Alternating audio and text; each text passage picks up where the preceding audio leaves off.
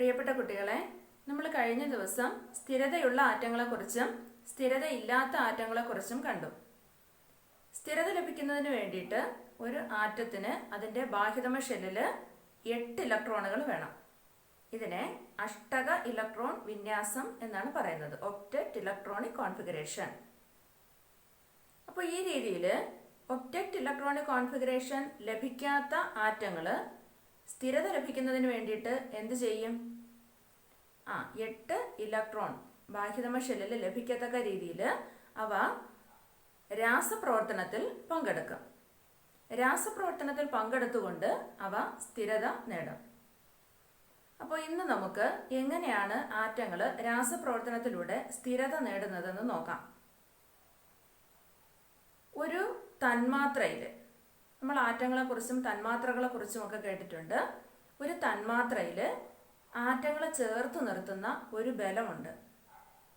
ഇതിനെയാണ് രാസബന്ധനം എന്ന് പറയുന്നത്. ഒരു തന്മാത്രയിൽ ആറ്റങ്ങളെ പരസ്പരം ചേർത്ത് നിർത്തുന്ന ആകർഷണ ബലത്തിനെയാണ് രാസബന്ധനം അഥവാ കെമിക്കൽ ബോണ്ടിങ് എന്ന് പറയുന്നത്. In A molecule the atoms held together through chemical bonding. That means the attractive force that holds the atoms together in a molecule is known as chemical bonding. രണ്ട് രീതിയിലുള്ള കെമിക്കൽ ബോണ്ടിങ് ആണ് നമുക്ക് പഠിക്കുവാനുള്ളത്. ഒന്നാമത്തേത് ionic bonding അഥവാ അയോണിക ബന്ധനം എന്ന് പറയാം. രണ്ടാമത്തേത് സഹസംയോജക ബന്ധനം അഥവാ കോവാലന്റ് ബോണ്ടിങ്. നമുക്കിന്ന് അയോണിക് ബോണ്ടിങ് എന്താണെന്ന് നോക്കാം. അയോണിക് ബോണ്ടിങ് കാണപ്പെടുന്ന തന്മാത്രകൾക്ക് ചില ഉദാഹരണങ്ങൾ ഞാനിവിടെ എഴുതാം. ഒന്നാമത്തേത് സോഡിയം ക്ലോറൈഡ്.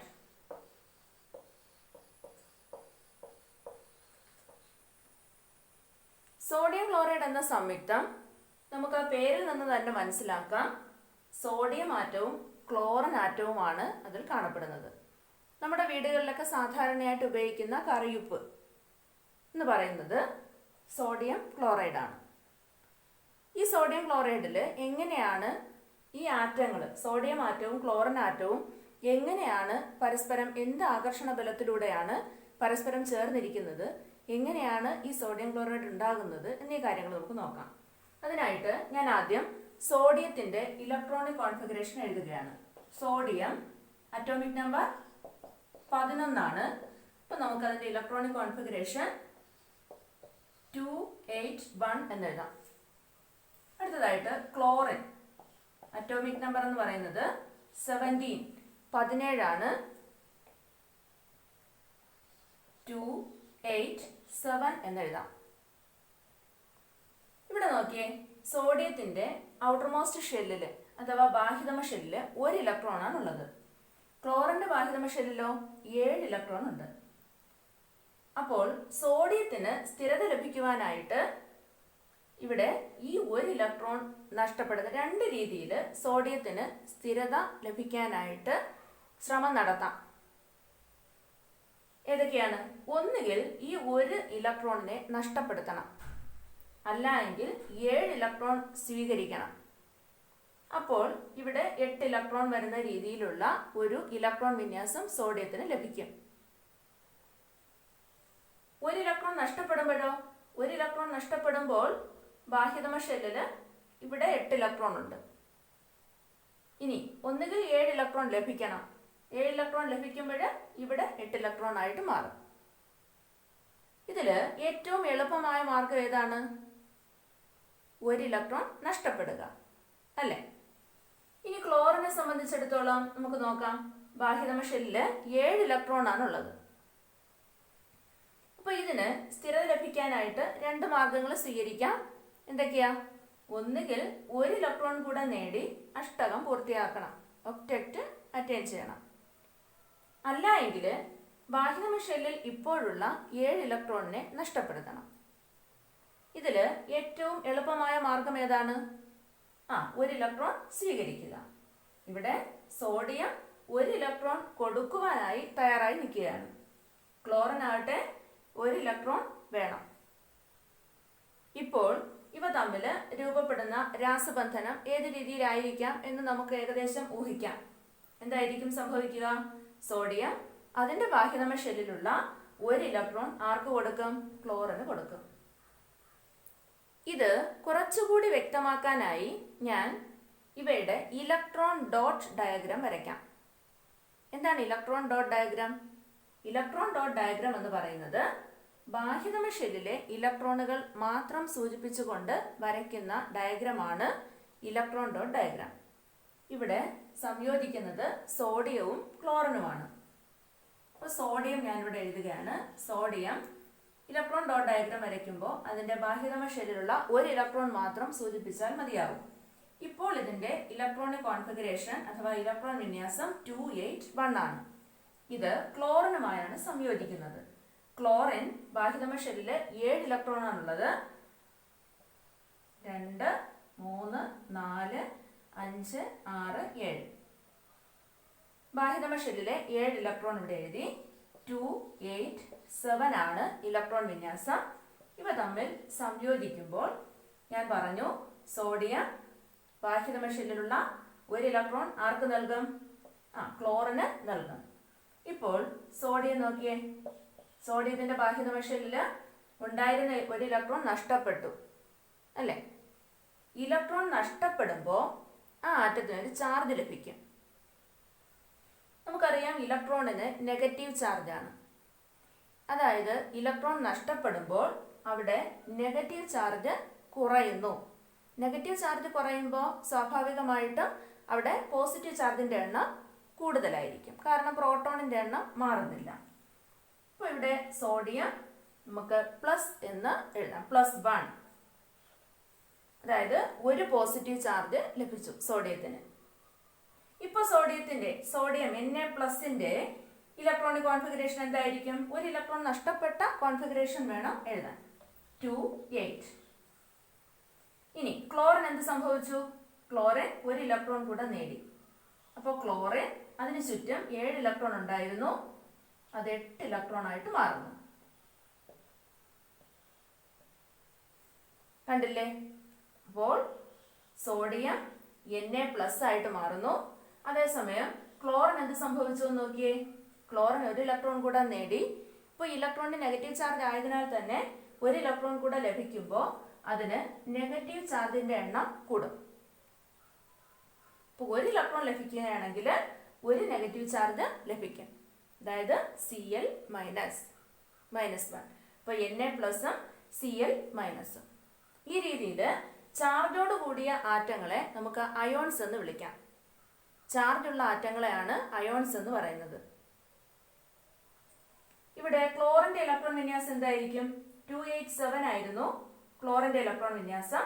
അത് Cl-1 ആയപ്പോൾ ഒരു ഇലക്ട്രോൺ കൂടെ നേടിയിട്ട് 288 ആയിട്ട് മാറി. ഇത്രയും മനസ്സിലായല്ലോ? ഈ രീതിയിലാണ് സോഡിയം ക്ലോറൈഡ് ഫോം ചെയ്യുന്നത്. അപ്പോൾ സോഡിയം ക്ലോറൈഡില് ഫോർമേഷൻ എന്ന് പറയുന്നത് നോക്കിയേ, വിപരീത ചാർജുള്ള അയോണുകൾക്കിടയിലുള്ള ഒരു ആകർഷണ ബലമാണ് ഇവിടെ നിലനിൽക്കുന്നത്. വിപരീത ചാർജുള്ള അയോണുകൾ എന്തായാലും ആകർഷിക്കും. ഇപ്പോൾ വിപരീത ചാർജുള്ള അയോണുകളുടെ ആകർഷണ ബലമായതിനാൽ ഇത് ഒരു വൈദ്യുത ആകർഷണ ബലമാണെന്ന് പറയാം. ഇതാണ് അയോണിക ബന്ധനം. അതായത് വിപരീത ചാർജുള്ള അയോണുകൾക്കിടയിലുള്ള ആകർഷണ ബലമാണ് അയോണിക ബന്ധനം. അയോണിക് ബോണ്ട് ഫോം ചെയ്യുന്നത് എങ്ങനെയാണ്? ഇലക്ട്രോൺ ട്രാൻസ്ഫറിലൂടെ, അതായത് ഇലക്ട്രോൺ കൈമാറ്റത്തിലൂടെ രൂപപ്പെടുന്ന രാസബന്ധനമാണ് അയോണിക ബന്ധനം എന്ന് പറയാം. The chemical bonding formed by the transfer of electrons is known as ionic bonding. Here, ions are held together through electrostatic force of attraction.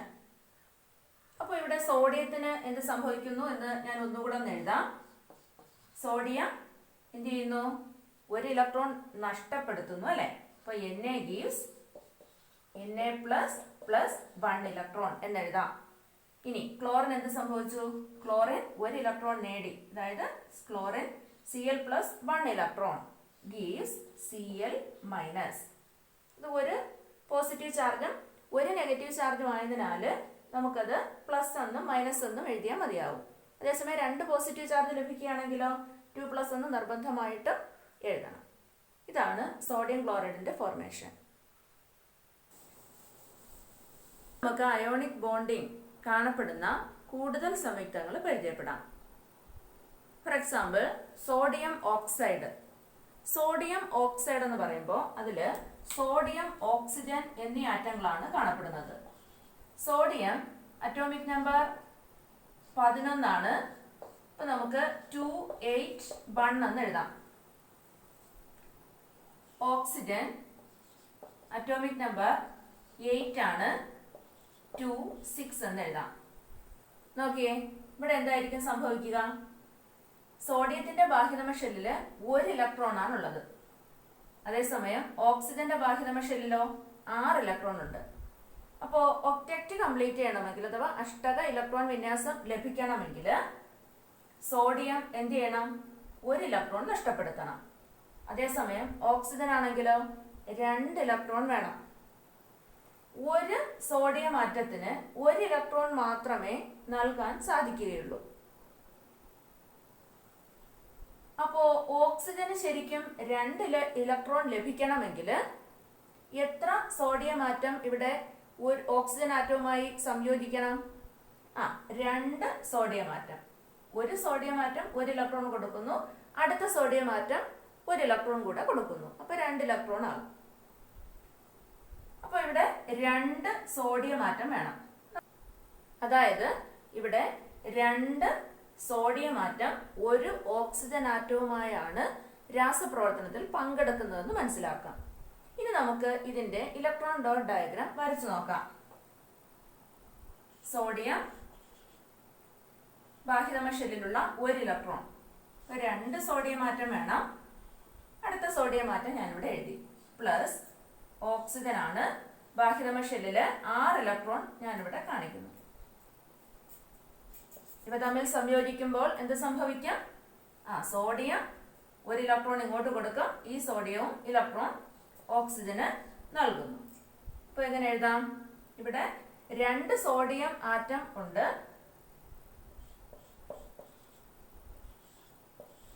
ഇപ്പൊ ഇവിടെ ഒരു സോഡിയം ആറ്റം 1 ഇലക്ട്രോൺ നഷ്ടപ്പെട്ടപ്പോൾ ഒരു പോസിറ്റീവ് ചാർജ് ലഭിച്ച് Na+ അയോണായി മാറി. ഇവിടെ അടുത്ത സോഡിയം ആറ്റം 1 ഇലക്ട്രോൺ നഷ്ടപ്പെടുത്തി Na+ അയോണായി മാറുന്നു. അതേസമയം ഓക്സിജൻ ആണെങ്കിലോ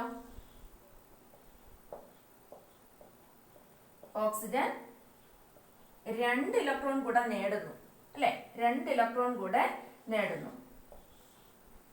1 ഇലക്ട്രോൺ ലഭിക്കുമ്പോ എന്ത് ചാർജ് ലഭിക്കുക? 1 ഇലക്ട്രോൺ ലഭിക്കുമ്പോൾ 1 നെഗറ്റീവ് ചാർജ് ലഭിക്കും.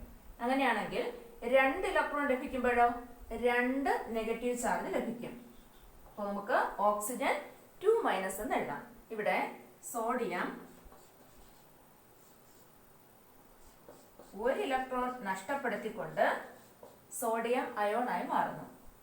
അതുപോലെ ഓക്സിജൻ 2 ഇലക്ട്രോണുമായി സംയോജിച്ചുകൊണ്ട് O2- ആയി മാറുന്നു. ഇവിടെയും ഇലക്ട്രോൺ ട്രാൻസ്ഫർ ആണ് നടക്കുന്നത്, ഇലക്ട്രോൺ കൈമാറ്റമാണ് നടക്കുന്നത്. ഈ രീതിയിൽ ഇലക്ട്രോൺ കൈമാറ്റത്തിലൂടെ രൂപപ്പെടുന്ന രാസബന്ധനമാണ് അയോണിക ബന്ധനം.